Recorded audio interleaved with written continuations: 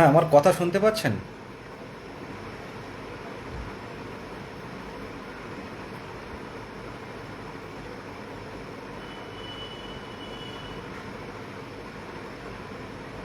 Hmm.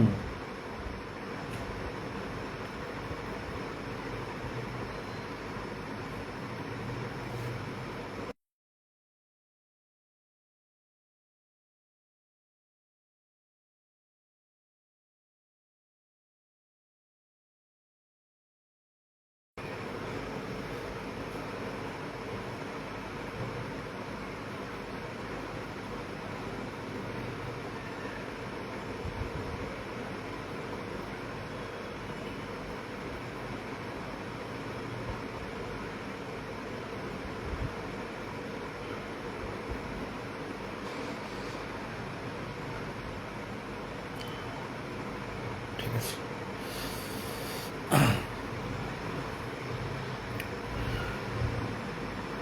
Thank you.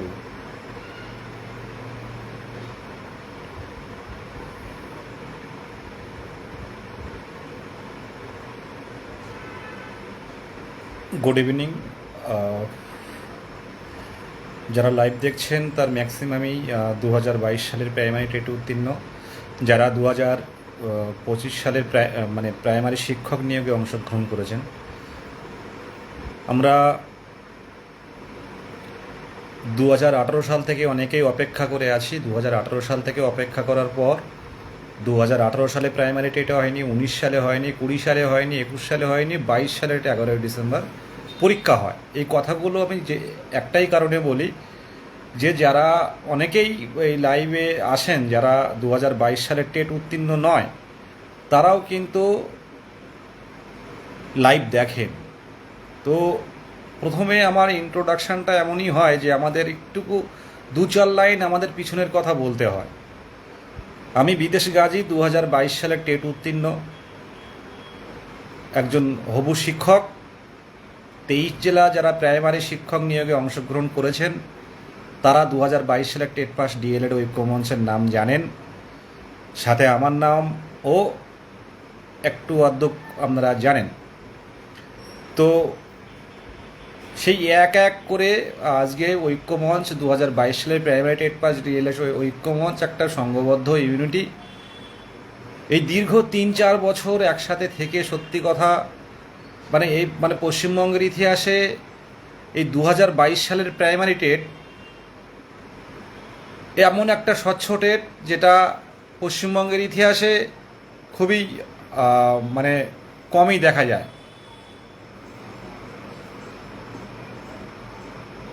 তো সেখান থেকে 2018 সালের পর 5 বছর পর 2022 সালের পরীক্ষা। তখন সেই সময় আমাদের প্রাক্তন পর্ষদ সভাপতি বলেছিলেন যে এবার থেকে বছরে 2বার নিয়োগ হবে, কোনো টেট পাস বসে থাকবে না। কিন্তু সেই 2022 থেকে 2026 4 তারিখে ভোটে মাধ্যমে প্রাক্তন সরকার বিদায়, মানুষ বিদায় জানালো, এই চাকরি প্রার্থীদের পরিবার বিদায় জানালো। মোট একটা চাকরি প্রার্থী যদি 18 সাল থেকে অপেক্ষা করে 2026 সালের মে মাস পর্যন্ত চলে আসে, তার জীবনে আর নতুন করে কি থাকতে পারে? কারণ এ রাজ্যে আমরা দেখেছি পূর্বতন সরকার কোনো নিয়োগ ধারাবাহিকভাবে কোনো নিয়োগ হয়নি। 2014 সাল থেকে বারবার প্রাইমারি শিক্ষক নিয়োগ দিয়েছে, বঞ্চিত হয়েছে। পরবর্তীতে যারা প্রশিক্ষণ নিয়েছে তারাই দিনের পর দিন বঞ্চিত হয়েছে। যারা একটু বুদ্ধিমান 2014 টেটে যারা কোয়ালিফাই করতে পেরেছে, যেভাবেই হোক পেরেছে, তারা পরপর কিন্তু নিয়োগ পেয়েছে। এই 2014 টেট, তাই অনেকেই অনেক জায়গায় বলেন যে 2014 টেট হচ্ছে একটা মানে সোনার চামচ মুখে জন্মানোর মতো এরকম একটা অবস্থা। এখনও অনেক গ্রুপ আছে তারা 14 টেট থেকে নিয়োগ চাইছে, আমাদের কোনো বিরোধিতা নেই। তবে এটুকু বলবো 14 কারোর সাথে কোনো বিরোধিতা নেই, তবে এই 14 টেট 2014 সালের প্রাইমারি টেট পশ্চিমবঙ্গের ইতিহাসে সবচেয়ে সুবিধা পেয়েছে তারাই। তারপর 2017 টেট, দীর্ঘদিন পর 17 টেটের নিয়োগ। 2017 টেটের নিয়োগের মানে 17 টেট উত্তীর্ণদের মানে ফর্ম ফিল আপ করা হয়েছিল 17-19 শেষ ডিএলএড ব্যাচ, আর সেই 17 টেট গিয়ে পরীক্ষা হয় 2021 নাগাদ। মানে কোনো কিছুই ধারাবাহিক হয়নি এই রাজ্যে। 17 ফর্ম ফিল আপ হলো, শেষ তখন তো প্রশিক্ষণ ছাড়া ফর্ম ফিল আপ হতো না, শেষ প্রায় মানে শেষ যারা ট্রেনিং করেছে 17-19 ব্যাচ, তো 17-19 পর 18-20, তো 18-20 সালের ডিএলএড যারা করেছে, যাদের স্বপ্ন ছিল ডিএলএড কি কেউ এমনি এমনি করে?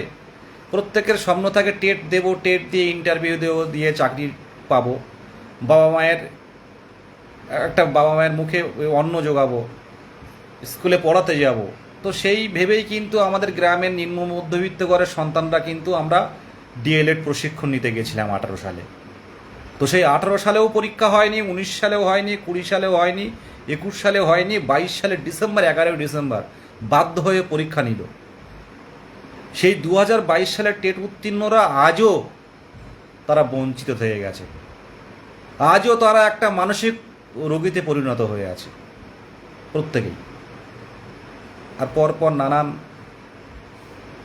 দিকে নানান গ্রুপ তৈরি হচ্ছে, বিভিন্ন গ্রুপ, এ ওকে বাদ দেবে, ও একে বাদ দেবে। তো এই দেখে এতদিন পর যারা কলকাতার রাজপথ আইনি পদক্ষেপ যারা করে এসছে, তারা প্রত্যেকেই কিন্তু একটা এক শ্রেণী ভয়ে আছে চলতি নিয়োগ কী হবে, এক শ্রেণী ভয়ে আছে ওবিসি হবে, তো ওবিসি বাদ গেলে আমার কি হবে, এক শ্রেণী ভয়ে আছে যদি আমি এই নিয়োগ কোনো কারণে সমস্যা দেখা দেয় বা কোনো কারণে নিয়োগ যদি আবার নতুন করে শুরু হয় তাহলে আমাদের কি হবে, কম্পিটিশান তো হাই হয়ে যাবে। এক শ্রেণী যারা ইংলিশ মিডিয়াম আছে তারা ভাবছে যে আমরা তো যা পরীক্ষা দিয়েছিলাম, যা ভ্যাকেন্সি ছিল আমাদের তো প্রত্যেকেরই হয়ে যাবে, কিন্তু নতুন করে নিয়োগ শুরু হলে তো আবার নতুন করে অনেকে যুক্ত হবে। তো সকলেই কিন্তু কোনো না কোনো সমস্যার মধ্যে কিন্তু মাথার মধ্যে ঘুমের মধ্যেও কিন্তু মাথায় পাক খাচ্ছে। এর মধ্যে আবার এক শ্রেণী বিভিন্ন কন্ট্রোভার্সি চালিয়ে যাচ্ছে। আমাদের বুঝতে হবে প্রথম লক্ষ্য কিন্তু আমাদের এই একজন করে শুরু করা হয়েছিল ঐক্যমঞ্চ, পার্থ, মোহিত, অর্পণ, হবু শিক্ষকরা আমরা একসাথে শুরু করেছিলাম, একজন করে শুরু হয়ে কেউ অ্যাক্টিভ থাকে, কেউ অ্যাক্টিভ থাকে না, কেউ গ্রুপ থেকে বেরিয়ে যায়, কেউ বিভিন্ন পরীক্ষার কারণে গ্রুপ ছেড়ে তারা বেরিয়ে যায়, কিন্তু আমরা মহেত কারাটি আইনি বিষয়গুলো সমস্তটাই দেখে একভাবে আমরা একসাথে কিন্তু অনেক কন্ট্রোভার্সি, অনেক গ্রুপের নানান ঝামেলার মধ্যেও কিন্তু এই 3 বছর কিন্তু সংঘবদ্ধ থেকেছি। 3 বছরে কিন্তু আইনি পদক্ষেপগুলো নিয়েছি, কোনোটা সাকসেস পেয়েছি, কোনোটা পাইনি। আইনি পথে গেলেই যে সাকসেস পাওয়া যাবে এমনটা নয়, তবে চেষ্টা চালিয়েছি। যারা সামনের দিনে হবু শিক্ষক শিক্ষিকা তারা ভালো করেই জানেন যে সামনের মুখগুলো যারা থাকে, যারা কিভাবে দিনের পর দিন টিউশনি বাদ দিয়ে, বাড়ির টিউশন বাদ দিয়ে দিনের পর দিন কখনো কোর্টে, কখনো এপিসি ভবন, কখন বিকাশ ভবনে ছোটাছুটি করেছে। তো যেটা বলছিলাম, আমাদের বর্তমানে কিন্তু ইউনিটিটা থাকা খুব দরকার, ইউনিটিটা প্রয়োজন আছে। আমরা গত সেপ্টেম্বর মাসে যে নিয়োগ নোটিশ পেয়েছি সেই নিয়োগ নোটিশ আজও অধরা। আমরা পরিবর্তনের ডাক দিয়েছিলাম ভ্যাকান্সি বৃদ্ধির দাবিতে, যে এতদিন থেকে 13,421টা ভ্যাকান্সি, যত সামান্য ভ্যাকেন্সি একটা রুটির একটা অংশ ছেড়ে দেওয়া মাত্র। আজকে শুধু 2022 সালে টেট উত্তীর্ণরা নয়, আমাদের সাথে যারা ইন্টারভিউয়ে বসছে 2023 সাল আছে, 2014 যারা পড়ে আছে তারা আছে, 2017 যারা পড়ে আছে তারা আছে, সব মিলিয়ে এই সামান্য ভ্যাকেন্সি নিয়োগ দিয়েছিল, মানে নিয়োগ শুরু হয়েছিল দীর্ঘ মানে বঞ্চনার পরও উদাসীনতার কারণে কিন্তু আমাদের ফেলে রেখে দিয়ে তারা বিদায় নিয়েছে। এখন আমরা যে পরিস্থিতিতে মধ্যে আছি, দেখুন নবগঠিত সরকার, সময় দিতে হবে। আর সবচেয়ে বড় কথা সন্দীপ ভাই যেটা বলছে, ভ্যাকেন্সি কি বাড়বে দাদা, ভ্যাকেন্সিটা বাড়ানো অত্যন্ত গুরুত্বপূর্ণ জায়গা। ভ্যাকেন্সি না বাড়লে এই সামান্য ভ্যাকেন্সি, তার মধ্যে আমরা বলতে পারছি না এখনও প্রাইমারি শিক্ষা পর্ষদ সভাপতি এখনও গঠন হয়নি, মানে আসেনি। এখনও অ্যাডহক কমিটি গঠন হয়নি। অ্যাডহক কমিটির সিদ্ধান্ত নিয়ে শিক্ষা দপ্তর থেকে পারমিশন নিয়ে সেটা সেক্রেটারির মাধ্যমে, অ্যাডহক কমিটির পর প্রাইমারি পর্ষদ সভাপতি সেক্রেটারির মাধ্যমে সেটা তো বাইরে পাবলিশড হয়। তো অ্যাডহক কমিটিও নেই এখন পর্ষদ সভাপতিও নেই। তো শিক্ষামন্ত্রীও, মাননীয় শিক্ষামন্ত্রীর নামও কিন্তু মনে হচ্ছে ঘোষণা হয়নি।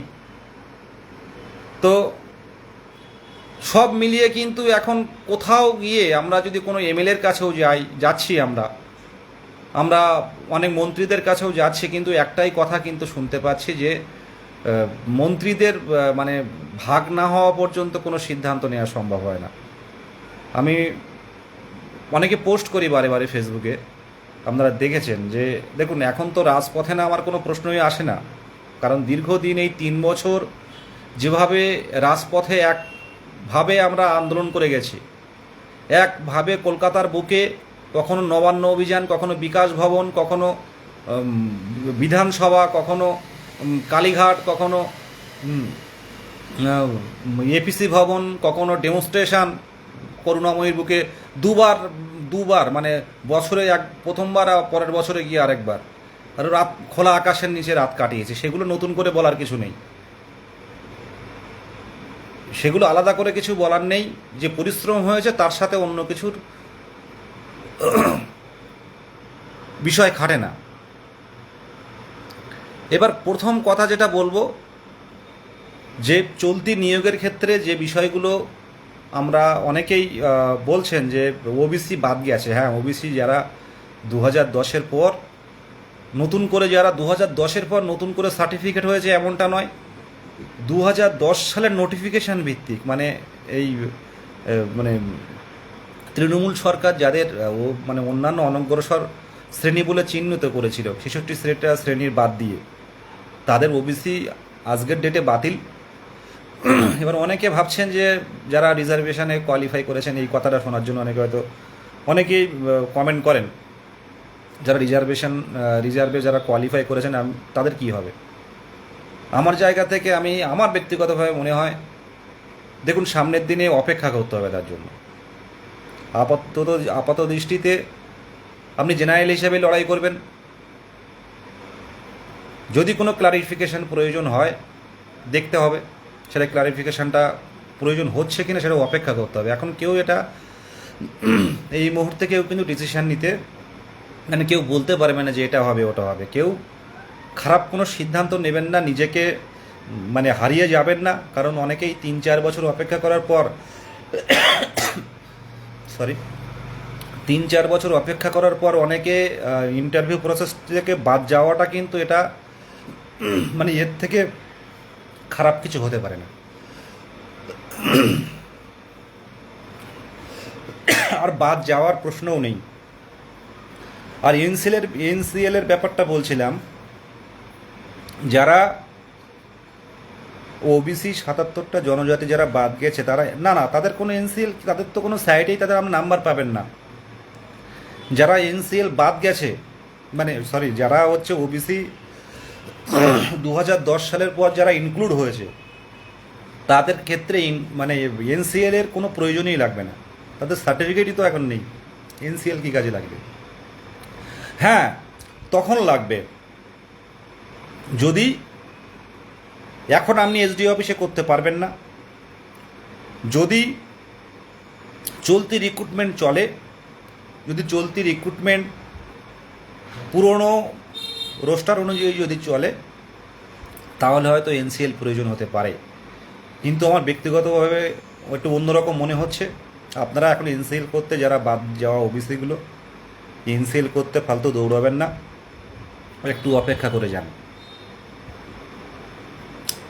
এটা বলা, এনসিএলটা ক্লিয়ার করে দিলাম। আর যাদের মানে 2010-এর আগের নোটিফিকেশানে যারা অন্যান্য অনগ্রসর শ্রেণী ছিলেন, তাদের উদ্দেশ্যে বলবো, দেখুন এনসিএলটা খুব কঠিন ব্যাপার নয়, নন ক্রিমিলিয়ার যেটা কোনো কঠিন ব্যাপার নয়। আপনারা হয়তো অনেকে মানে এই কয়েকদিন জানছেন, কিন্তু এটা আমি অনেক আগেই এটা জানতাম। সেন্ট্রালের পরীক্ষাগুলো দিতে গেলে এই সার্টিফিকেটটা প্রয়োজন হয়, মানে এটা 1 বছর পর পর রিনিউ, মানে আবার নতুন করে করতে হয়। কোন পরীক্ষায় আপনার এনসিএল লাগছে সেটাও দেখাতে হয়, কারণ আপনার এটা এটা একটা একটা আপনার পরিবারের এটা একটা আয়ের শংসাপত্র বলতে পারেন, মানে আমার মতে এটা আমি মনে হয়। তো যারা পৌরসভাতে আছেন তারা কাউন্সিলরের কাছ থেকে ইনকাম সার্টিফিকেট নেবেন বাবা মায়ের। সেই ইনকাম, আপনার অ্যাড্রেস অন্য জায়গায় হতে পারে, তো বাবা মায়ের তুলতে হবে। তো সেই এনসিএল মানে ইনকাম সার্টিফিকেট তোলার পর আপনি চেয়ারম্যানের কাউন্টার সাইন করে নিয়ে আপনি পৌরসভা থেকে এক্সিকিউটিভ ম্যাজিস্ট্রেট যিনি থাকবেন, পৌরসভায় দেখবেন এক্সিকিউটিভ কিংবা ফিনান্সিয়াল যিনি থাকবেন ম্যাজিস্ট্রেট, তার কাছ থেকে আমরা ইনকাম সার্টিফিকেট নিতে পারেন। ওরা সাথে সাথেই দিয়ে দেয়, ওটা একটা জেরক্স লাগে আর আপনাকে একটা অ্যাপ্লিকেশান লিখতে হয়। এক এক পৌরসভায় এক এক রকম নিয়ম। তো সেখানে অ্যাপ্লিকেশন করলে আর ওই মানে আপনার কাউন্সিলরের দেওয়া কাউন্সিলর কিংবা চেয়ারম্যানের দেওয়া ইনকাম সার্টিফিকেট দেখিয়ে আপনি মানে পৌরসভার এক্সিকিউটিভ ম্যাজিস্ট্রেটের কাছ থেকে ইনকাম সার্টিফিকেট নিয়ে আপনি এসডিও অফিসে অ্যাপ্লাই করবেন। এখন হয়তো অনলাইন হয়ে গেছে, অনলাইনে করতে পারেন। যদি অফলাইনে কোনো এসডিও অফিস নেয় অফলাইনে নিতে পারেন। যদি এমার্জেন্সি থাকে যে আমার এই পরীক্ষায় লাগবে, মানে আমার এই 5 দিন কি 4 দিনের মধ্যে লাগবে, তাহলে আপনাদের এমার্জেন্সি দিয়ে দেয়। নাহলে খুব বেশি হলেও 10 দিন সময় লাগে। 10 দিন সময় লাগে। হ্যাঁ, তো এনসিএল নিয়ে কেউ ভাববেন না। যারা পঞ্চায়েতে যাদের বাড়ি তাদেরকে বলবো যে প্রধানের কাছ থেকে সার্টিফিকেট নেবেন, ইনকাম সার্টিফিকেট বাবা মায়ের। সেই ইনকাম সার্টিফিকেট সেক্রেটারি দিয়ে কাউন্টার সাইন করে নেবেন। সেক্রেটারি কিংবা পঞ্চায়েতের এক্সিকিউটিভ অ্যাসিস্ট্যান্ট এর মাধ্যমে আপনারা অ্যাপ্লিকেশন করে নেবেন। নেওয়ার পর মানে কাউন্টার সাইন করে নেবেন প্রধানের ইনকাম সার্টিফিকেটে। সেই ইনকাম সার্টিফিকেট নিয়ে আপনি বিডিও ইনকাম অনলাইনে অ্যাপ্লাই করতে পারেন। তো বিডিওর ইনকাম নেবেন, বিডিওর ইনকাম নিয়ে এসডিওই অ্যাপ্লাই করবেন। অ্যাপ্লাই করতে বিশেষ কিছু লাগে না, আপনার কী কাজে এনসিএলটা লাগছে সেটা দেখাতে হবে। সাথে আপনার ইনকাম সার্টিফিকেট, পৌরসভা হলে এক্সিকিউটিভ ম্যাজিস্ট্রেট, মিউনিসিপ্যালিটির পঞ্চায়েত হলে বিডিও, আপনার Aadhaar card, voter card, OBC card, বাবার Aadhaar card, voter card, ration card যা যা আছে বা ওবিসি কার্ড থাকলে এগুলো দিয়ে আপনি অ্যাপ্লাই করে দেবেন। 1 সপ্তাহের মধ্যে আপনি পেয়ে যাবেন। এটা নিয়ে কোনো চাপ নেই। কোর্ট এফিডেভিট লাগছে, আগে তো লাগেনি কোনো দিন কোর্ট এফিডেভিট তো লাগেনি। এখন নতুন নিয়ম হয়েছে কিনা বলতে পারবো না, তবে পাশাপাশি এসডিও অফিসে যারা থাকে তাদের কাছে একবার জিজ্ঞাসা করে নেবেন। হ্যাঁ, গেজেট কি চেঞ্জ হতে পারে? দেখুন, এর জন্য সময় আমরা হয়তো 5 তারিখে পেয়ে যেতাম, কিন্তু 5 তারিখে না, এটা 10 তারিখে একটা মিটিং হবে। যেটা দেখলাম সেক্রেটারির বসবেন, পর্ষদ সেক্রেটারি, তো বসে সেই 10 তারিখের পর বা এই মাসেই, বারবার বলছিলাম এই মাসেই কিন্তু একটা খবর আসবে। দেখুন, চলতি রিক্রুটমেন্টের যদি কোনো সমস্যা হয়, চলতি রিক্রুটমেন্ট আশা আছে যে চলতি রিক্রুটমেন্টেই থাকবে। চলতি রিক্রুটমেন্ট তো থাকা উচিত। এইবারে দেখুন, অনেকে কমেন্ট করবে যারা যুক্ত হতে পারেনি, তাদের ক্ষেত্রেও সমব্যথী। NIOS 23-25 ডিএলএড ব্যাচ, যারা ওভার এজ, যারা পরবর্তীতে বা যারা বিএড কিংবা 2022 টেট পাস, অনেকেই তো বাদ গেছে। তারা হয়তো বিভিন্ন সময় বিভিন্ন কমেন্ট, খারাপ লাগা থেকে তারা কমেন্ট লেখেন। আমি তাদের উদ্দেশ্যে ব্যক্তিগতভাবে আমি সমব্যথী। সামনের দিনে যারা এই দীর্ঘদিন অপেক্ষা করার পর এই নিয়োগে আসতে পারছে না বা আসতে পারেনি, তাদের জন্য সমব্যথী, সমানভাবে সমব্যথী। নিয়োগ পান, সামনের দিনে আপনারাও নিয়োগ পান, এই কামনা আমার পক্ষ থেকে আমি করব। কারণ প্রত্যেকের জীবন আছে। আমি ওই ইন্টারভিউয়ের সময় যেতাম, এক ভাই কোচবিহার থেকে এসেছিলো ইন্টারভিউ দেওয়ার জন্য। তো NIOS ক্যান্ডিডেট ছিলেন উনি। তো উনি প্রচুর পড়াশুনো করে NIOS ক্যান্ডিডেট, পর্ষদ যে ক্রাইটেরিয়া দিয়েছে সেটা ঠিকঠাক থাকেনি বলে উনি ইন্টারভিউ দিতে পারেননি, ভেরিফিকেশান টেবিল থেকে বাইরে পাঠিয়ে দিয়েছেন। তো বাড়িতে এসে বাড়ির বাবাকে কল করছেন যে ওনার স্ত্রী আছে, বাচ্চা আছে, তারা জানে ইন্টারভিউ দেবেন, কিন্তু উনি ইন্টারভিউ দিতে পারেননি। তো বাইরে বেরিয়ে যে কল করছে, যে করুণ মানে বিষয়গুলো আমাকেও বলছিলেন উনি, তো উনি বলছিলেন, সেটা আমারও কিন্তু খুব খারাপ লাগছিল। এরকম কিন্তু হয়েছে, কারণ এটা নিয়োগ যদি প্রত্যেক বছর হতো, এই কম্পিটিশান যদি কম থাকতো, এটা কিন্তু সমস্যা ছিল না। প্রত্যেকেই কিন্তু চাইবো যে একসাথে প্রত্যেকেই নিয়োগ পাই, কিন্তু যে সরকার, যে বিদায়ী সরকার আমাদের নিয়ে যে উদাসীনতা, যে ছেলেখেলা দেখিয়েছে, সত্যি কথা বলতে গিয়ে প্রত্যেকটা, আজকে ভাবুন তো, যে অনেকে এই যে 8-9 বছর আমাদের জীবন থেকে পেরিয়ে গেছে, কত বছর চাকরি করব বলুন তো? চাকরি কি সবার হবে বলুন তো?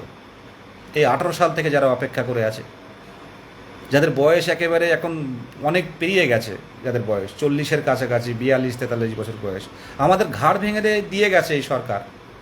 বিদায়ী সরকার আমাদের প্রত্যেকের জীবন যৌবন রাস্তায় নামিয়ে দিয়ে গেছে, রাস্তায় ফেলে দিয়ে গেছে। আজকে নিয়োগটা অন্তত হলে আমাদের কিছু, অন্তত 13,421 জন, তারাও তো কিছু জন তো চাকরি করতো। এই 13,421, এটাও তো বলা যেত আর এই নতুন সরকার এলে নতুনভাবে আবার শুরু করতে পারতেন। তো সেই জায়গায় আমরা ছাড়তেও পাচ্ছি না, আমরা শুরু করতেও পারছি না, মানে এমন একটা বাজে পরিস্থিতির মধ্যে দিন কাটছে। আর যে কথা, যে মোহিত আমাদের প্রত্যেকটা কেসের বিষয়গুলো, মোহিত পার্থ, আমরা যারা আছি, আমরা প্রথম থেকেই কথাগুলো শুনবেন ভালো করে, যে প্রথম থেকেই 23 জেলার ক্যান্ডিডেটদের সংঘবদ্ধ এবং আইনি পথ, মোহিত কোনটা কেস করবে, কোন বিষয়গুলো পদক্ষেপ নিতে হবে, সে বিষয়গুলো কোন সময় নিতে হবে, আলোচনা সাপেক্ষ হয়। 23 জেলার প্রত্যেক ক্যান্ডিডেটকে, যারা ঐক্য মঞ্চে, যারা আর্থিকভাবে যে যেমন পারেন সাহায্য করেছেন নিজের ইচ্ছেই, যে এই কেসগুলো দাদা আপনারা লড়ুন, এই কেসগুলো আমাদের ক্ষতি হতে পারে, আমাদের কম্পিটিশান বাড়াতে পারে, তো সেই পদক্ষেপগুলো নেওয়া হয়েছে। আগামী দিনে কি হবে কেউ বলা যাচ্ছে না। আগামী দিনে কতগুলো আইনি পদক্ষেপ আবার নতুন করে শুরু করতে হবে, এটুকু আমার মনে হয়, বা আমরা আলোচনার মাধ্যমেও ভেবেছি যে আবার নতুন করে কিছু কিছু আইনি পদক্ষেপগুলো কিন্তু আমাদের নিতে হবে। যদি আমাদের 2022 সালে টেট উত্তীর্ণদের কোনো ক্ষতি হয়, সামনের দিনে আইনি বিষয়গুলো, আমাদের লয়ার যারা আছেন, আইনি বিষয়গুলো আলোচনা সাপেক্ষ কিন্তু আমরা এগিয়ে যাব। যারা নিজ ইচ্ছায়, যারা আইনি পথে, কেউ 200, কেউ 400, কেউ 500, কেউ 1000, যারা সাহায্য করেছেন, প্রত্যেকেরই ফান্ডিং যথেষ্ট গুরুত্বপূর্ণভাবে সুরক্ষিত আছে। সামনের দিনে আইনি পদক্ষেপগুলো আমরা লড়তে দায়বদ্ধ। কোথায় কি কন্ট্রোভার্সি হচ্ছে মানবেন না, এই মানুষটার মুখটা দেখুন। পঞ্চম শ্রেণী ইনক্লুড হয়েছে, সেখান থেকে ভ্যাকান্সি বাড়ছে, সামনের দিনে আরও বাড়বে। এছাড়াও যে আইনি পদক্ষেপগুলো আমরা নিয়েছিলাম, সামনের দিনে যে বিষয়গুলো আমাদের সামনে বিরোধী বা আমাদের ক্ষতি হবে, সে বিষয়গুলো কিন্তু এক নিমেষে কিন্তু আমরা ঝাঁপিয়ে পড়ব আইনিভাবে। আমরা আপাতত কোনো ফান্ডিং তুলব না, যে ফান্ড আছে সে ফান্ডগুলো আমরা খরচ করব। পরবর্তীতে যে ফান্ড থাকবে, 23 জেলার ক্যান্ডিডেটরা টেলিগ্রাম মিটিংয়ে আমরা আলোচনায় সিদ্ধান্ত নেব। পরবর্তী যারা চাকরি পাবে না তাদের উদ্দেশ্যে হবে, বা কোথায় কি করা যায় সে বিষয়গুলো কিন্তু মাথায় আছে। এই মুহূর্তে ভেঙে পড়লে হবে না, ইউনিটি থাকা জরুরি। কন্ট্রোভার্সি বিভিন্ন গ্রুপে করবে, কিন্তু হ্যাঁ, উত্তম গড়াই বলছে 800 টাকা দিয়েছে, থ্যাংক ইউ। আপনি যে স্বইচ্ছায় আপনার কষ্টের, যেভাবে টিউশনে পড়িয়ে সাহায্য করেছেন, যথেষ্ট ভালো জায়গায় খরচ হয়েছে, সামনের দিনে হবে, এটা ভরসা রাখুন। এই মোহিত কারাটি, বিদেশ গাজী, পার্থজিৎ বণিক, এই ঐক্যমঞ্চ, যারা প্রথম থেকে তিল তিল করে ছোট্ট থেকে এত বড় একটা ঐক্যবদ্ধ সংগঠন করেছে, এই জায়গায় কোনো ভুল হবে না। শুধু এটুকু বলবো, হবু শিক্ষক শিক্ষিকার মতো চুপচাপ থাকুন। নানান দিকে নানান কথা, যেহেতু এই ইন্টারভিউ হয়ে গেলে, এই প্রসেস শেষ হয়ে গেলে কিন্তু কোনো কথা আসতো না, কিন্তু আমরা এই 3-4 বছর ধরে একভাবে এক জায়গায় থেকে অনেকেই কাকে কি বলছি কেউ জানি না, একটা ফেসবুকে একটা দুম করে পোস্ট করে দিলাম, খুব চাপের মধ্যে থাকি, সবগুলোই কিন্তু সংযত থেকে সবগুলো ডিল করতে হচ্ছে, সবগুলোই একটা ব্যালেন্স করে চলতে হচ্ছে। 10টা মানুষ 10 রকম। কেউ চাইছে এই ভ্যাকান্সিতে নিয়োগ হোক, কেউ চাইছে এই প্রসেস বাদ যাক, কেউ চাইছে পুরো সুপার টেট হোক, কেউ চাইছে 22 টেট বাদ যাক, আবার নতুন করে টেট হোক, কেউ চাইছে যে ওবিসি 82 থেকে 89 তাদের বাদ দেওয়ার জন্য উঠে পড়ে লাগো, ওবিসি 82 থেকে 89 বাদ দিলে আমাদের কম্পিটিশান কমে যাবে। কেউ চাইছে যে পুরো প্রসেস বাতিল হয়ে আবার নতুন করে টেট হোক, সুপার টেট হোক, সেখান থেকে হবে। তো নতুন একটা প্রসেস শুরু করতে গেলে যে কত সমস্যা তৈরি হবে সেটা নতুন করে কিছু বলার নেই, আপনারা বুঝতে পারছেন না অনেকে। সরকার চাইলে এখন ভ্যাকেন্সি না বৃদ্ধি করলেও সরকার চাইলে প্যানেল বের করার সেই মুহূর্তে কিন্তু ভ্যাকেন্সি বৃদ্ধি করতে পারে। নতুন সরকার সময় দিতে হবে। আজ যে 20,000 ভ্যাকেন্সির কথা বলা হচ্ছে, প্রাইমারিতে মনে হয় আরও বেশি আছে।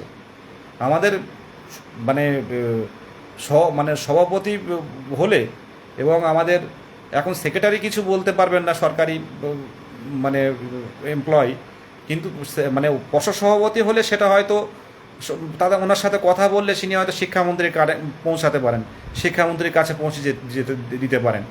তো শিক্ষামন্ত্রীও তো এখনও তৈরি হননি, তো সেই জায়গায় কিন্তু সময়টা লাগছে।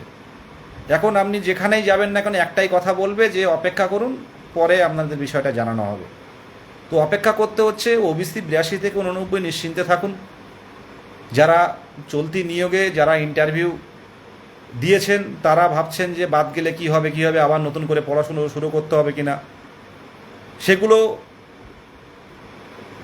নিয়ে এখন দুশ্চিন্তা করবেন না বলছি, কিন্তু দুশ্চিন্তা নর্মালি চলে আসে প্রত্যেকের মধ্যে। আর যে কথাটা আমি যে কথাগুলো বলবো, অনেক কমেন্ট আমি দেখতে পাই। দেখুন, আমি একদম দিল খোলা মানুষ, মন খোলা মানুষ। এখনও নিজের মানে জামা প্যান্টটা নিজেই কাচতে হয়, নিজের রান্নাটাও করতে হয়। তো ওই 3 বছর 3.5 বছর প্রত্যেকেই দেখে আসছেন আমার অবস্থা। হ্যাঁ, কিছু মানুষের হয়তো হিংসে থাকতে পারে, হয়তো ব্যক্তিগত কারণে হতে পারে, কেউ নিয়োগে আসতে পারেনি সেটাও হতে পারে। দেখুন, কমেন্ট অনেক আসে, তো কিছু কিছু কমেন্ট দেয় যে আপনাদের করবো না। মোহিতকেও মাঝে মাঝে বিভিন্নভাবে বলা হয় তাদের বাদ দেওয়ার কারণে। তো যে কথাটা আমি বলছিলাম যে দেখুন, এই যে 5 তারিখে নতুন সরকার এলো, তার আগে আমার কিছু কিছু ছবি দেখি আমি, যে কোনো আজ যেমন আমরা ভারতীয় জনতা পার্টির বিভিন্ন এমএলএ এমপি, ভারতীয় জনতা পার্টির মন্ত্রী, ভারতীয় জনতা পার্টির শিক্ষা দপ্তরের দায়িত্বে যারা থাকছেন, যারা নেতা, প্রত্যেকের কাছে কিন্তু আমাদের শুভেচ্ছা বার্তা, আমাদের ডেপুটেশন দেওয়া হচ্ছে। ঠিক তেমন যখন তৃণমূল সরকার ছিল, দেখুন আমরা প্রথমে বলে রাখি যে আমরা কারা। আমরা শিক্ষক। হবু শিক্ষক কথাটা কেন ব্যবহার করছি না, কারণ একটা শিক্ষকের যে গুণ থাকার দরকার। আমরা সরকারিভাবে হয়তো আমাদের স্টাম্প পড়েনি, কিন্তু সরকারিভাবে আমাদের অ্যাপয়েন্টমেন্ট দেয়নি, কিন্তু প্রত্যেকেই প্রশিক্ষণপ্রাপ্ত, 2 বছরের প্রশিক্ষণ নিয়েছে, প্রত্যেকে টেট উত্তীর্ণ।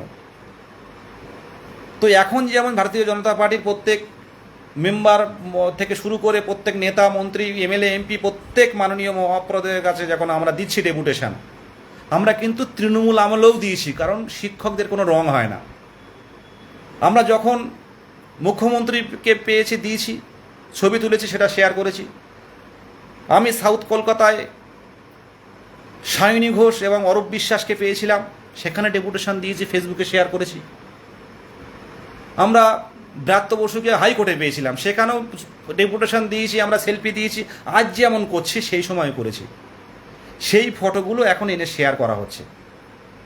ভাই, আমরা কি আগের সরকারের আমলে কি বেনিফিট পেয়েছি? আমি ব্যক্তিগতভাবে জিরো। কোনো বেনিফিট পেলে হয়তো কোথাও না কোথাও ক্যাজুয়ালে চাকরি করতাম। তো সেই ফটোগুলো এখন শেয়ার করছে যারা, তারা আজ যাই হোক, তারা শিক্ষক পদপ্রার্থী হতে পারে না। আমি সায়নী ঘোষকে ডেপুটেশন দিয়েছি যাতে মুখ্যমন্ত্রী অভিষেক ব্যানার্জির পাশাপাশি থাকতো। সেই ছবিও ফেসবুকে দেওয়া হয়েছে সেই সময়, গত লোকসভা ভোটের ছবি এটা। সেই ছবিগুলো শেয়ার করা হচ্ছে। আমরা তৎকালীন মানে শিক্ষামন্ত্রী ব্রাত্য বসুর কাছে ছবি দিয়েছি, সেটা এখন শেয়ার করা হচ্ছে। আরে আমাদের কোনো রগ নেই, যে সরকার থাকবে সেই সরকারের সাথে থাকবো আমরা। আজ যে তৃণমূল পরিবার ছেলে কথাটা আমি বলছিলাম একটা, দেখুন 3 বছর রাজপথে আন্দোলন করেছে, আমার লাইভটা আজকে শুনবেন। 3 বছর, আজকে থানায় 3 বার গেছি আমি। আজকে রাতের অন্ধকারে 1টার সময়, মানে কলকাতার রাজপথে আন্দোলনের ডাক দেওয়া হয়েছিল, তখন কলকাতা ডুবে গেছে। তারপরও সাধারণ চাকরি প্রার্থীদের খিদে এমন জায়গায় চলে গেছিল যে আমরা কলকাতার রাজপথে যাব। তো পুলিশ বাধ্য হয়ে লালবাজার থেকে খবর দিল, আমার যেখানে থাকি সেখান থেকে পুলিশ 1টার সময় আমাকে তুলে নিল, বাজে ব্যবহার করলো আমার সাথে। থানার আইসি একরকম বলে, আর পুলিশ গিয়ে ধরে গিয়ে আরেক রকম করে, যেন বড় একটা আসামি। তো 1টা থেকে পরের দিন সন্ধ্যা পর্যন্ত আমাকে থানায় বসিয়ে রাখা হয়েছিল। এই যন্ত্রণা, এই মানসিক কষ্টটা আপনারা কেউ উপভোগ করেছেন? সরকারের সাপোর্ট হলে কেন তুলবে আমাকে? এরপরও যখন আমাকে ডেকেছে আমি যাইনি, আমি যেখানে থাকি তার সামনে গাড়ি রেখে দেওয়া হয়েছে। এই বিদায়ী সরকার যখন ছিল তৃণমূল সরকারের আমলে, আমি যেখানে থাকি সেখানে শিক্ষামন্ত্রী গেছে আমাকে আটকানোর জন্য, আমাকে থানা থেকে ডেকেছে, থানায় যায়নি, কিন্তু যেখানে থাকি সেখানে নজরবন্দি করে রাখা হয়েছে। আর বারবার তো থানায় বসে আছে, সকালে আন্দোলন করেছি, রাত 10টায় ছেড়েছে। এগুলি কি সরকারের সাপোর্টে কিছু করা বলে? দীর্ঘ আন্দোলন করে আজকে নোটিফিকেশন ছিনিয়ে আনা হয়েছে। বারাসাত যে আন্দোলনটা হলো, আর সেই আন্দোলনটা এক প্রকার সরকারের ঘুম ভাঙিয়ে দিয়েছে। কারণ নির্মল ঘোষ থেকে শুরু করে সৌগত বসু থেকে শুরু করে প্রত্যেকের গাড়ি আটকে রাখা হয়েছিল দীর্ঘক্ষণ। আমি থানায় ছিলাম, আমাকে থানায় আটকে রাখা হয়েছিল রাত্রেবেলা, বললাম 1টার সময়। তবুও সাধারণ চাকরি প্রার্থীরা গিয়ে, যেখানে শিক্ষামন্ত্রী আসবেন, বারাসাত ডিপিএসসির একটা জায়গায় গিয়ে, সেই বারাসাত ডিপিএসসিতে শিক্ষামন্ত্রী আসবেন সেটা ভেবে মোহিত কারাটিরা তারা সংঘবদ্ধ হয়ে, অনেকেই যায়নি, অনেকে শিয়ালদা থেকে ফিরে গেছিল।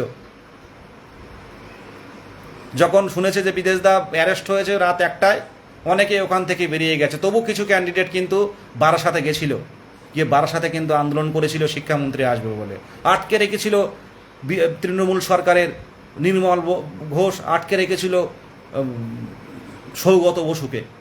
তারপরেই কিন্তু নোটিফিকেশনটা এলো। এগুলো সরকারের ঘুম কাড়া নয়? আর যারা বলে যে আমি একটা ফুটেজ, আমি ভিডিও, এবিপি আনন্দের একটা ভিডিও, আমি যখন আন্দোলন করতাম, ভালো করে শুনবেন। আজকে বারবার কখনো ক্যানাক স্ট্রিট, কখনো কালীঘাট, বারে বারে গেছে। আজকে হয়তো এই অবস্থাটার পরিবর্তন হয়েছে। ক্যানাক স্ট্রিট, কালীঘাট, বারে বারে সবাই বলতো কালীঘাটে যাও, মুখ্যমন্ত্রী যার সাথে কথা বলে তার সাথে কথা বলুন। আমরা সায়নী ঘোষের কাছে গেছি যে যদি আমাদের অ্যাপ্লিকেশনটা দেন, কেউ দেয়নি। কালীঘাটের মিলন সংঘ যে ক্লাব, সেখানে মুখ্যমন্ত্রীর সেক্রেটারিরা বসতেন, সেখানে কতবার গেছি, কেউ কিন্তু আমাদের ডেপুটেশন দেয়নি। যখন আমাদের নোটিশ আসে না বারে বারে, আমরা বসে আছি করুণাময়ী বাস স্ট্যান্ডের সামনে, কলকাতা হাইকোর্টের অর্ডারে, কলকাতার হাইকোর্ট থেকে অর্ডার নিয়ে সেখানে ধর্ণা মঞ্চ, সেখানে অবস্থান মঞ্চ খোলা আকাশের নিচে, দাবি ইন্টারভিউ নোটিশ চাই। তখন বিদায়ী তৃণমূল সরকার অভিষেক ব্যানার্জি তখন হচ্ছে ধর্মতলায় তারা ধর্ণা করছে, ডেমনস্ট্রেশন দিচ্ছে ধর্মতলায়। কি তাদের দাবি হচ্ছে কেন্দ্রীয় বঞ্চনা। এবারে সেটাই কিন্তু প্রত্যেকটা চ্যানেল বারে বারে দেখাচ্ছিল যে অভিষেক ব্যানার্জি ধর্ণা দিচ্ছেন ধর্মতলায়, আর আমরা ধর্ণা দিচ্ছি করুণাময়ী বাস স্ট্যান্ড, মানে সল্টলেক এপিসি ভবনের সামনে, বিকাশ ভবনের সামনে। তো আমাদের জায়গাটা, আমাদের কথাগুলো কিভাবে হাইলাইট করব, সেই জায়গায় কিন্তু আমি বলেছিলাম ব্যক্তিগতভাবে যে আমরাও তো তৃণমূল পরিবারের ছেলে। তাহলে আপনি শুধুমাত্র কেন্দ্রের বিরুদ্ধে বলে যাচ্ছেন, কিন্তু রাজ্যে আপনার দলের প্রচুর ক্যান্ডিডেট, যারা আপনার দলের অনেক সমর্থক, তারা বঞ্চনা হয়ে রাজপথে পড়ে আছে, সেই উত্তরটা আগে দিন। এটা শুধুমাত্র বলা হয়েছিল একটা হাইলাইটের জন্য, যাতে আমাদের সংবাদটা সামনে আসে, আর সেটা হয়েও ছিল। কিন্তু কানকাটা সরকার সেদিন সেটা মানেনি। কিন্তু সমন্বয় ব্যানার্জি বলে, মানে ভারতীয় জনতা পার্টি, সমন্বয় ব্যানার্জি খুব সম্ভব নাম, উনি আমার ভিডিওটা তুলে ধরেছিলেন যে দেখুন একটা তৃণমূল পরিবারের ছেলে, সে কলকাতা ধর্ণা দিচ্ছে, আর অভিষেক ব্যানার্জি ধর্ণা দিচ্ছে, সেও কিন্তু বঞ্চনার শিকার, দীর্ঘ 7-8 বছর বঞ্চিত হয়ে রাজপথে ধর্ণা দিচ্ছে। তাহলে তৃণমূল সরকার প্রাথমিক শিক্ষক, হবু শিক্ষক এদের নিয়োগ দিতে চায় না, এদের নিয়োগ নিয়ে উদাসীন। সেই জিনিসটা তুলে ধরার জন্য ওই কথাটা বলা হয়েছে। 2010-11 সালের নাগাদ যখন বাম সরকারের 34 বছর পর আমরা কেমন হয়ে গেছিলাম যে একটা পরিবর্তন দরকার, প্রত্যেকেই তো আমরা তখন একটা বিকল্প পার্টি হিসেবে তৃণমূলকে বেছে নিয়েছিলাম। যে শুধু ক্যামেরার সামনে একজন বলেছে সেই দোষ হলো, আর বাদ বাকি কারোর দোষ হলো না, এটা তো বলা হয় না। 4 তারিখের আগে যারা এইসব কমেন্টগুলো শেয়ার করছে যে আমরাও তৃণমূল পরিবারের ছেলে, প্রত্যেকেই 2010-11 সাল নাগাদ ম্যাক্সিমাম ক্যান্ডিডেট ম্যাক্সিমাম মানুষ কিন্তু পরিবর্তন চেয়েছিল। বাম সরকারের পর বিকল্প শক্তি হিসাবে তৃণমূল সরকারকে না ভালোবাসলেও কিন্তু ভোট দিয়েছিল। তাই তৃণমূল সরকার এই 15 বছর ছিল। আমরা শুধুমাত্র আমাদের দীর্ঘ বঞ্চনার কথা তুলে ধরতে, সেই দিনে অভিষেক ব্যানার্জির চোখে আঙুল দিয়ে দেখানোর জন্য এই কথাটা বলা হয়েছিল, এই সাধারণ চাকরি প্রার্থীদের উদ্দেশ্যে। আর আজ যারা এই বিষয়গুলো নিয়ে কন্ট্রোভার্সি তৈরি করছে, তারা আজ যাই হোক শিক্ষক হতে পারবে না। আজকে 4 তারিখের পরে অনেকেই বিভিন্ন কিছু শেয়ার করছে শাসকের হয়ে। আজকে 4 তারিখের আগে আপনারা দেখুন তো আমার পোস্টগুলো, যেদিন ভোট হয়েছে সেদিনও কিন্তু সেই তৃণমূল সরকারের বিরুদ্ধে লিখে গেছি যে বঞ্চিত করে কিন্তু আপনারা ভোট করছেন। আর একমাত্র এই 2025 সালের একমাত্র ভোট, এই 2026-এর একমাত্র এই বিধানসভা ভোট, পশ্চিমবঙ্গের ইতিহাসে কোনো চাকরি না দিয়ে এই তৃণমূল সরকার এই রিস্ক নিতে গেছিল। কোনো চাকরি দেয়নি, এসএসসি ঝুলিয়ে রেখেছে, চাকরিহারাদের ঝুলিয়ে রেখেছে, আপার প্রাইমারির ওয়েটিং লিস্ট ঝুলিয়ে রেখেছে, পুলিশ ঝুলিয়ে রেখেছিল, প্রাইমারি ঝুলিয়ে রেখেছিল, হেলথ ঝুলিয়ে রেখেছিল, 11-12 ঝুলিয়ে রেখেছিল, নবম দশম ঝুলিয়ে রেখেছিল। সব ঝুলিয়ে রেখে ওভার কনফিডেন্স তাদেরকে ভাসিয়ে দিল নদীতে। আজকে আমাদের মতো ক্যান্ডিডেটদের বঞ্চিত রাখার ফল এটা। 4 তারিখের আগে কটা পোস্ট করেছিলেন আপনারা সেই সরকারের বিরুদ্ধে গিয়ে? আর আমার প্রোফাইলটা ঘাটুন, একটু সময় নিয়ে প্রোফাইলটা ঘাটুন। জানি না চাকরি পাবো কি পাবো না, কিন্তু সত্যের পথে, সঠিক পথে শেষ পর্যন্ত লড়ে যাব। সামনে বাধা আসবে, অনেক মান অপমান, অনেক কিছু সহ্য হচ্ছে, অনেক কিছু সহ্য করতে হচ্ছে। আমি চাই যারা এই কন্ট্রোভার্সিগুলো তৈরি করছে তারা চাকরি পাক।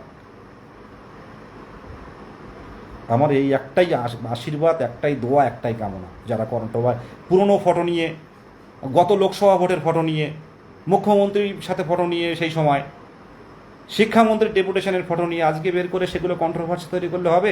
কোন স্বার্থে গেছি আমরা? শুধু একটা কথা মাথায় রাখবেন, শিক্ষকদের কোনো রং হয় না। আমাদের কাছে বর্তমান ভারতীয় জনতা পার্টির সরকার, ডবল ইঞ্জিন সরকার আমাদের এখন সমর্থনে। আমরা চাই আমাদের এই দীর্ঘ বঞ্চনা থেকে মুক্তি দেওয়া হোক। আমরা আজও এই 4 তারিখের পর থেকে আজও কিন্তু কোনো সরকারের বিপক্ষে বা সরকার কোনো সমস্যার মধ্যে পড়বে এমন কোনো কিছু কিন্তু আমাদের ঐক্যমঞ্চের পক্ষ থেকে আমরা করিনি। কিন্তু এই 4 তারিখের ভোটের রেজাল্টের আগে, মানে ভোটের দিন পর্যন্ত আমি এক নাগাড়ে প্রতিবাদ করে গেছি যে এই প্রথম পশ্চিমবঙ্গের ইতিহাসে কোনো বিধানসভা ভোট হচ্ছে যেখানে কোনো নিয়োগ এই সরকার দিতে পারেনি, আর সেই ফল হলো। তাই বলবো, ফেসবুক, হোয়াটসঅ্যাপ অনেক কিছু দেখতে পাবেন, একজন শিক্ষক শিক্ষিকা হিসাবে নিজের কাছে প্রশ্ন করবেন। ঐক্যমঞ্চ সঠিকভাবে চলছে। মোহিত কারাটি, পার্থজিৎ বণিক, যারা প্রত্যেকেই যারা আছেন, সুভাষচন্দ্র বাগ থেকে শুরু করে তারা কি বলছে। সামনের দিনে টেট উত্তীর্ণদের স্বার্থে আবারও বলছি, যারা 200, 500, 150, 500 যারা দিয়ে সাহায্য করেছেন, আইনি পথে কাজে লাগানো হয়েছে। সামনের দিনে আইনি পথে কাজে লাগবে। টেলিগ্রাম মিটিং করে প্রত্যেকের সিদ্ধান্ত করব আমরা, একে বাদ দেব, ওকে বাদ দেব। যারা অলরেডি বৈধভাবে ইন্টারভিউ দিয়েছে আমাদের ঐক্যমঞ্চের পক্ষ থেকে, যারা ইন্টারভিউ দিয়েছে তাদের কোনো বাদ দেওয়ার কোনো প্রশ্ন নেই। সেই জায়গাটা কিন্তু এখনো পর্যন্ত ধরে রেখেছি। শুধু এখন আমাদের একটাই দাবি যে ভ্যাকেন্সি বৃদ্ধি করাতে হবে। এই ভ্যাকেন্সি বৃদ্ধির জন্য অন্তত আমরা শিক্ষামন্ত্রীকে চাইছিলাম, শিক্ষামন্ত্রী এখনও গঠন হয়নি, মানে শিক্ষামন্ত্রীর পদ এখনও পাননি। আমরা গেলে আমাদের দাবিটা যেভাবে বলতে হয়, আমাদের দাবিটা যেভাবে তুলে ধরতে হয়, কারণ আমাদের সত্যি কথা বলতে গিয়ে আলাদা করে এই 2022 সালের টেট পাস ডিএলএড ঐক্যমঞ্চের যে মুখগুলো আমরা সামনের সারিতে থেকে চোখে চোখ রেখে সেই সরকারের আমলে লড়াই করে গেছি, আলাদা করে চেনাতে হবে না। আমরা লড়াই চাই না, আর কোনো লড়াই চাই না। এখন আমরা নিয়োগ চাই। দীর্ঘ বঞ্চনার বিরুদ্ধে সহানুভূতির সাথে, সমব্যথীর সাথে এই সরকার, এই ডবল ইঞ্জিন সরকার পারে একমাত্র প্রত্যেকের নিয়োগ দিতে। সেই অপেক্ষা করতে হবে, অপেক্ষা করছি, আলোচনার মধ্যে আছি। আর আপনাদের সাধারণ চাকরি প্রার্থী যারা আমরা আছি প্রত্যেকের উদ্দেশ্যে বলবো, অপেক্ষায় থাকুন। সোশ্যাল মিডিয়া এখন দিকে দিকে বিভিন্ন হোয়াটসঅ্যাপ গ্রুপ, ফেসবুক গ্রুপ তৈরি হয়েছে, বিভিন্ন কিছু দেখতে পাবেন। দিনের শেষে কিন্তু আমরা ঠিকই আছি। সামনের দিনে আইনি পদক্ষেপগুলো দেখতে হবে। সামনের দিনে সমস্ত বিষয়গুলো খুঁটিনাটি কোথায় কি হচ্ছে না হচ্ছে সেগুলো অ্যাডভোকেট প্যানেলের সাথে আলোচনা করে সিদ্ধান্ত নেব। আপনারা নিশ্চিন্তে থাকুন, কোনো সমস্যা নেই, কোনো অসুবিধা নেই। আমরা মোহিত পার্থ বা সুভাষ বা আনুষঙ্গিক যারা সামনে থেকে লিড করে, প্রয়োজনে তাদের কাছে ফোন করবেন। কোনো একটা সমস্যা দিয়ে এই শুনছি দাদা এই বিষয়টা কি, আমাকে মেসেজ করতে পারেন, ফোন করতে পারেন। ফোন না ধরলে হয়তো মেসেজ ভয়েস পাঠান, আমি ডিটেলস জানাবো। প্রত্যেকের দিনে অন্তত আমার ফোন, দিনে যথেষ্ট ফোন আসে, আমার যথেষ্টই ফোন কিন্তু আমার কাছে আসে।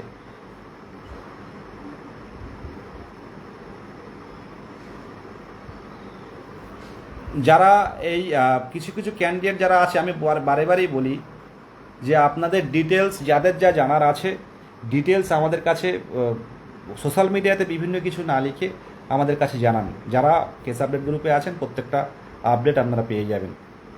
একদম মলয় স্যার একদম বলছেন সবার জীবনে আলো আসুক। ওবিসি কি বাদ যাবে একটু বলো তো। দেখো সুনন্দা ম্যাডাম,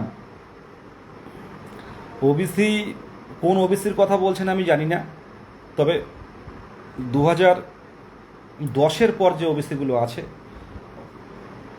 তারা আপাতত মানে পরবর্তী রিক্রুটমেন্টে তারা কিন্তু আর এই ওবিসি কার্ড কিন্তু দিতে পারবেন না।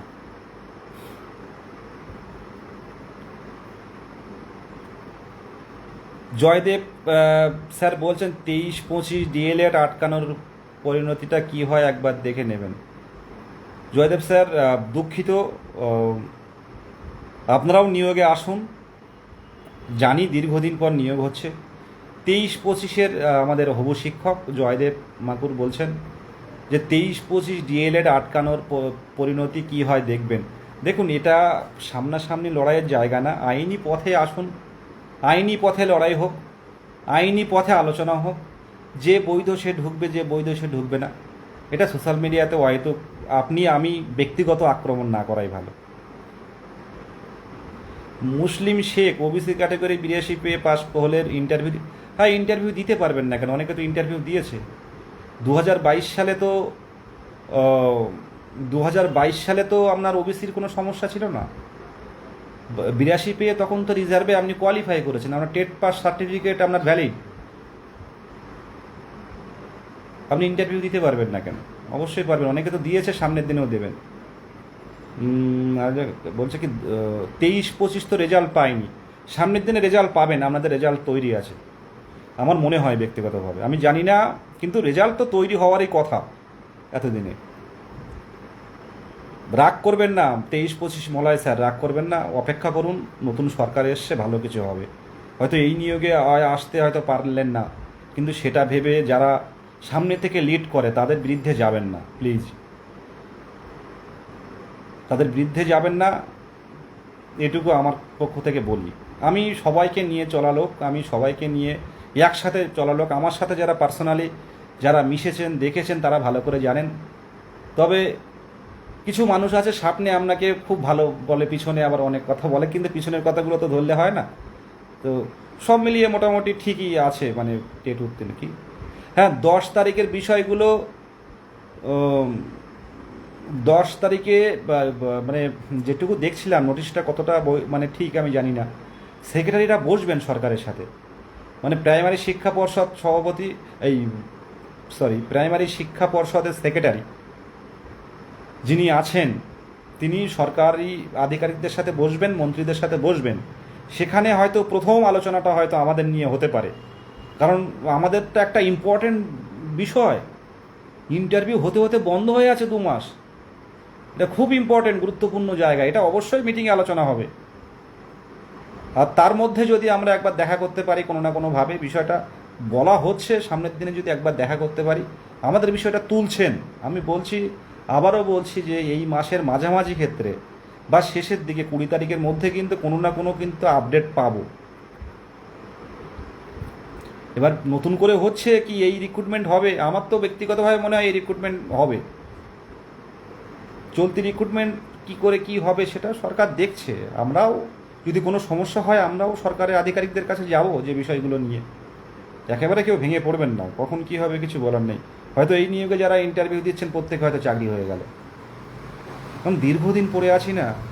আমি তো মাননীয় মুখ্যমন্ত্রী মহাপ্রয়ার কাছে যদি যেতে পারি আমি, তো আমি বিষয়টা তুলে ধরবো। 1 মিনিট যদি সময় দেন আমি বিষয়টা তুলে ধরবো যে অনেকের বয়স পেরিয়ে গেছে, আর যারা বিয়ে থা করতে পারেনি তাদের অবস্থা তো আরও খারাপ। আমরা যারা বিয়ে থা এখনও করতে পারিনি, আমার থেকে বয়স্ক অনেক আছে, অনেকে বয়স্ক যারা, আমার তো বয়স সেইভাবে মানে যেটুকু হয়েছে মোটামুটি হয়েছে, কিন্তু আমার থেকেও অনেক বয়স্ক যারা আছে সংসার করতে পারেনি, তারা তো মরিয়া হয়ে রয়েছে একটা কাজের জন্য।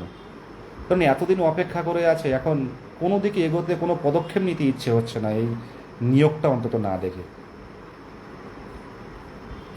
শুভদীপ মল্লিক বলছেন 23-25কে বাদ দেওয়ার পরিকল্পনা করছেন শুনলাম। পরিকল্পনা কোনোদিন শোনা যায়? ঠান্ডা থাকুন, সামনের দিনে ভালো কিছু হবে। ঠিক আছে, প্রত্যেকে ভালো থাকবেন। আপাতত শেষ করছি। আমি এনসিএল ওবিসি সম্পর্কে বললাম, রিজার্ভেশন নিয়ে যারা কোয়ালিফাই করেছেন টেট উত্তীর্ণ তাদের বিষয় নিয়ে বললাম। সামনের দিনে কর্মসূচি আমরা এই সপ্তাহে না করলেও সামনের সপ্তাহ কিন্তু থেকে আমরা গঠনমূলক কর্মসূচি করব। আর যারা ফান্ডিং দিয়েছেন তাদের বিষয়টাও তুলে ধরলাম, সবগুলো সুরক্ষিত আছে, সঠিক জায়গায় আছে। সামনের দিনে প্রত্যেকটা কেস দেখা হবে। তারপর যে রিমেনিং ফান্ডিং হবে 23 জেলার ক্যান্ডিডেট মিলে আলোচনা করে সিদ্ধান্ত নেব আমরা চাকরি পেয়ে গেলে। আর সাবকাস্টের এনসিএলের বিষয়টা তুলে ধরলাম। আর না, এস রানাবত দাদা আপনি বিয়ে করেছেন না, দেখে কি মনে হচ্ছে বিয়ে একটা বেকার ছেলেকে কে বিয়ে করবে? অনেকে বলবে যে বিয়ের কথা শুনে দাদার মুখটা একদম হাসিতে ভরে গেল, কিন্তু সবার তো ইচ্ছে হয় সংসার হবে, একটা বয়স প্রত্যেকের কিন্তু পরপর বেড়েই চলেছে, বয়স তো কারোর কমছে না। মানসিকভাবে কেউই ভালো আছে কি? এই সুমনদা মধ্যমগ্রাম থেকে প্রায় 40-এর কাছাকাছি বয়স, আমাকে রোজ 1-2 বার করে কল করেন। বাবা মা নেই, ভাবুন তো তার কথা। ফোন করলেই বলবে যে কী রান্না করেছো, আলু সিদ্ধ ভাত। তো এই জিনিসগুলো আর মানে শুনতেও ভালো লাগে না। এই যে সরকার চলে গেছে এরা কয়েকটা প্রজন্মকে ধ্বংস করে দিয়ে গেছে। যার 40 বছর বয়স, কত বছর চাকরি পাবে সে? কয়েকটা প্রজন্মকে তাদের ঘাড় ভেঙে দিয়ে গেছে। যে 40-42 বছর বয়স সে কত বছর চাকরি করবে? আর এই নিয়োগে না পেলে পরের নিয়োগে হবে কিনা কেউ বলতে পারবে না। আজকে অনেক ক্যান্ডিডেট, অনেক মাইনরিটি ফ্যামিলি, অনেক মুসলিম যারা আছেন, অনেকেই, আমি নাম ধরেই বলছি, অনেক ক্যান্ডিডেট অপেক্ষায় রয়েছে। কি বেনিফিট পেয়েছি আমরা? আজকে 2014 টেটের নিয়োগ হলো, আমি বললে এই লাইভ শেষ হবে না। 2014 টেট হলো, 16 রিক্রুটমেন্ট হলো, আবার প্রশ্নভুল থেকে নিয়োগ হলো, তখন হয়েছিল 49,000, আবার প্রশ্নভুল থেকে নিয়োগ হলো, আবার 16,500 নিয়োগ হলো, আবার 2022 সালে হলো। আজ 17 টেট 2022 সালে নিয়োগ পেল। ঠিক আছে, এই হচ্ছে নিয়োগের ইতিহাস। আর 2009 থেকে দুর্নীতি ঢাকতে যারা পিটিশনার ছিল, এমনকি শেষ পর্যায়ে যারা 2009-এ যারা চাকরি পায়নি তাদেরকেও দিয়ে বেরিয়ে গেল হাওড়া, সাউথ 24 পরগনা, উত্তর 24 পরগনা। উত্তর 24 পরগনা শূন্যপদ নেই। আজকে দুর্নীতি ঢাকতে বিচারপতি বলেছেন, আপনি কি চাকরি দেবেন এদেরকে যারা পিটিশনার আছে বা যারা বঞ্চিত হয়েছে, না আপনার পুরো প্যানেলটাকে বাতিল করব? প্যানেলে অনেক জল ঘোলা, তো বাধ্য হয়ে যারা পরীক্ষায় পড়েছিল প্রত্যেককে চাকরি দেওয়া হয়েছে 2009 থেকে। আর 2014 তো পর পর ধাপে ধাপে ধাপে ধাপে নিয়ে গেল। আর 2017 তাদের পরীক্ষা হলো 20-21 নাগাদ, 22-এ গিয়ে নিয়োগ হলো। তারপর 2022-এর টেট নিল, 2026 সাল যখন বেরিয়ে গেল তখনও নিয়োগ দিতে পারিনি। 22 গেল, 23 গেল, 24 গেল, 25 গেল, 26 গেল। 5 বছর না, 4 বছরই ধরুন। আর সবচেয়ে খারাপ লাগে 18 সাল থেকে যারা ডিএলএড করেছে,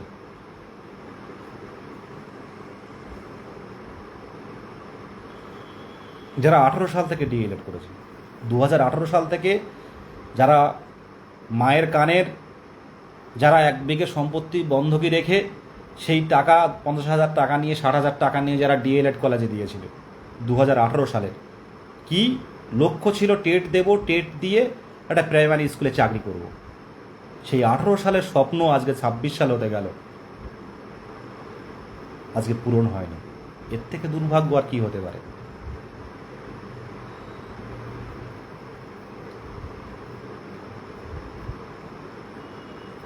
প্রত্যেকে ভালো থাকবেন, শুভরাত্রি।